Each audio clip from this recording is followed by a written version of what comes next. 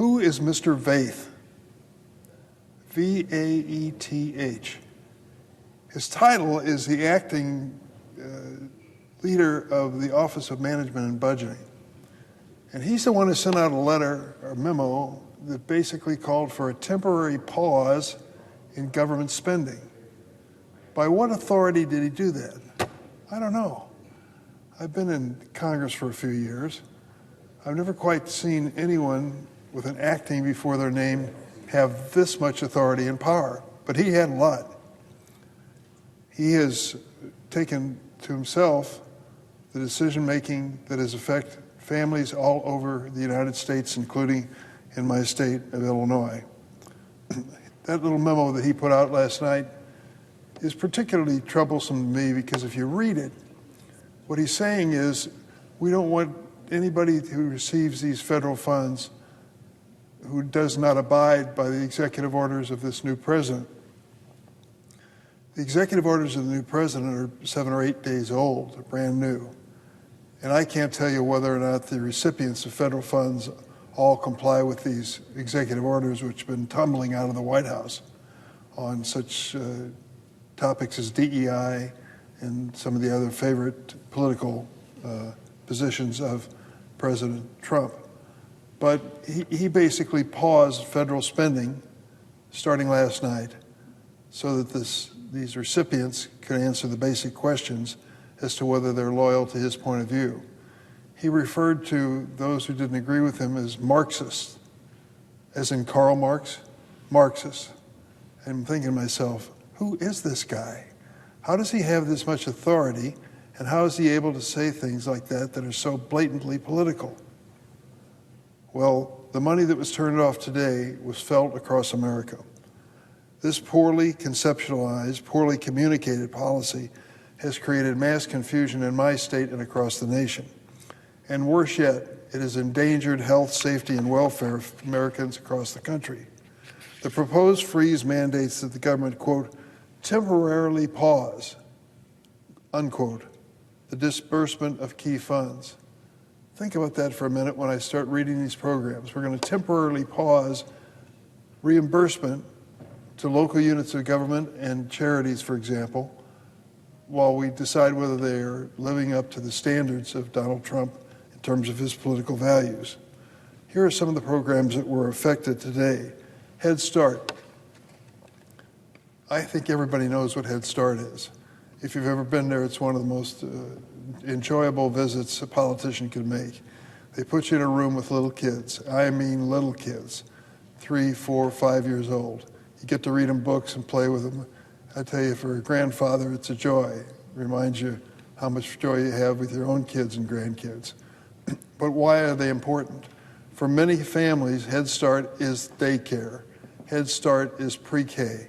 Head Start is a chance for kids in tough family circumstances to have a fighting chance. And of course, the Head Start agencies need to get their federal funds to keep the lights on, to feed the kids, to make sure that they can heat the buildings in the winter. And today, Mr. Vaeth, whoever the world he is, has decided that we're not going to give them money. Close the portal. Close the opportunity for them to receive federal funds. What is he thinking?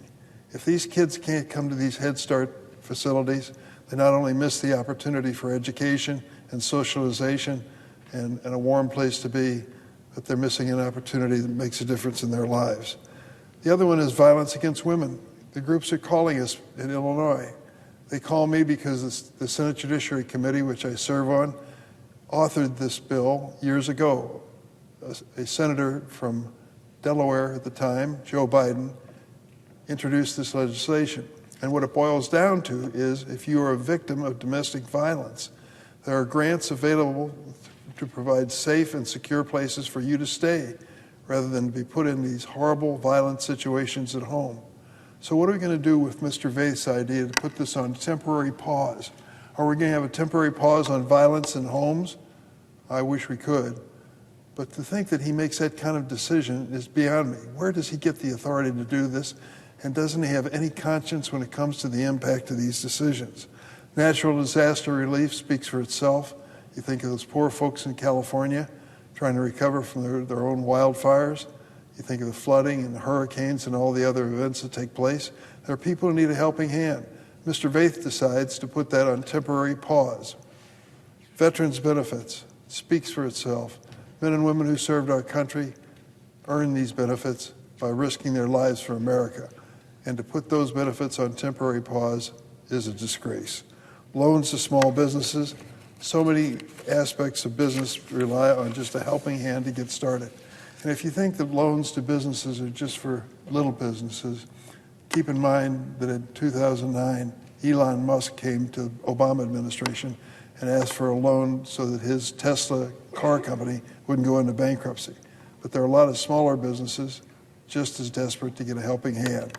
In Illinois, the impact of this thoughtless policy is already being felt. Another area that is near and dear to me is medical research. The National Institutes of Health, with an annual budget of around $38 to $40 billion, is the premier medical research agency in the world. In the world. The things that they're working on, new drugs, new surgical techniques, new treatments, will save lives. We know it. It's happened over and over again. So today they get Mr. Vaith's memo about the temporary pause in funding, and they've got to tell their laboratory researchers, doctors and specialists, to stop what they're doing at 5 o'clock today. That was the end of the funding from the federal government. Honest to goodness. Mr. Vaith, what are you thinking? Stopping medical research? You want that on your head, your conscience? Think about what that means. Federally funded research scientists are going to lose funding for this research, and the people of America will pay the price. Families will pay the price. Disability community, the same thing. Ability to access critical services for them and their loved ones. Some of these things are very basic. Paying a personal attendant who will help a disabled person get dressed in the morning so they can spend a productive day at work. If they're not there, the disabled person doesn't have that opportunity. That's a real life issue for a lot of families with disabilities. The Illinois Coalition Against Sexual Assault in Springfield contacted us today and said because of this announcement from OMB and from the Trump administration, they don't know if they'll be able to help survivors without VOCA funding. These are just a few of the many examples that emerged in the chaos of the past 24 hours. If your goal is to make America great again, why would you start by cutting these basic services for families and deserving people across this country? For goodness sakes, we're better than that. I'm proud of a nation that cares for people who need a helping hand. I'm not ashamed to say that. And some of these people, particularly veterans, earned it over and over again. These are just a few of the people who contacted us.